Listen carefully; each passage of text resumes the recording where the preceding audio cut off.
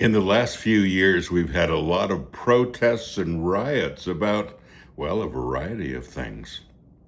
One of those situations, things that people were rioting and protesting about, was resolved. Nobody did a celebration necessarily. All of those rioters didn't say, geez, we're so glad that all of that's done and now we can just live a peaceful life now.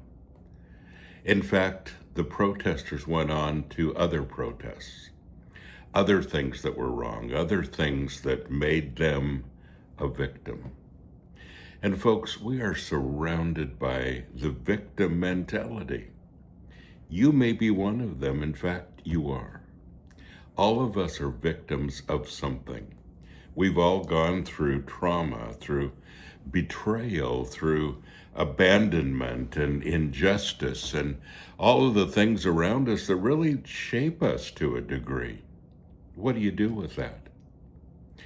And how do you handle that trauma, that victim mentality that really becomes your filter for life? That's what we're going to talk about this week.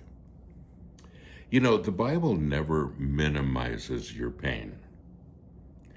It's how we interpret our experiences that become the lens for how you see God, how you see people, how you see yourself. That's the lens, your interpretation of what's happened. And I want to talk about this victim mindset because, wow, we all have it from one degree to another. Some people have it just a little bit that kind of influences their daily lives and maybe not to an extreme. Other people to an extreme. And I want to say this. It's not about what happened to you. Please hear this. It's not about what happened to you. It's what you choose to believe and how you choose to react afterwards. It's a great story about Moses, and the Lord spoke to Moses and said, I want you to send all of these guys into the land of Canaan because I'm going to give you this land as the promised land, and I want you to go and kind of scope it out and spy it out and see what's going on. And so the guys went, and then they came back and said, we're not able to go against these people. They're too strong for us. They gave the Israelites, it says, a bad report. And they said that this land devours its inhabitants, and all the people that we saw were men of great stature, and they said, we're just like grasshoppers to them, just nothing. And then the people of Israel, who had been delivered out of Egypt, huge deal, lots of miracles, crossed the Red Sea, in this continuous circle for 40 years, getting ready to go into the promised land. God fed them every day, miracle after miracle.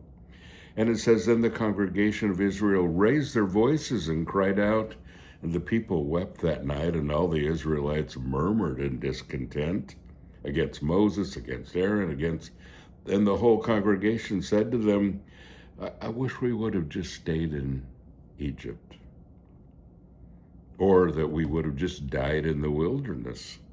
Why is the Lord bringing us to this land to just fall by the sword, to just die? Our wives and children will become plunder. Would it not be better for us to just return to Egypt? And they said to one another, let us appoint a new leader and return to Egypt. How quickly we forget. Well, of course, the spies exaggerated the power of their enemies. They minimized God's promise. God had promised them that they'd be okay. And these fearful words, and we're afraid all the time.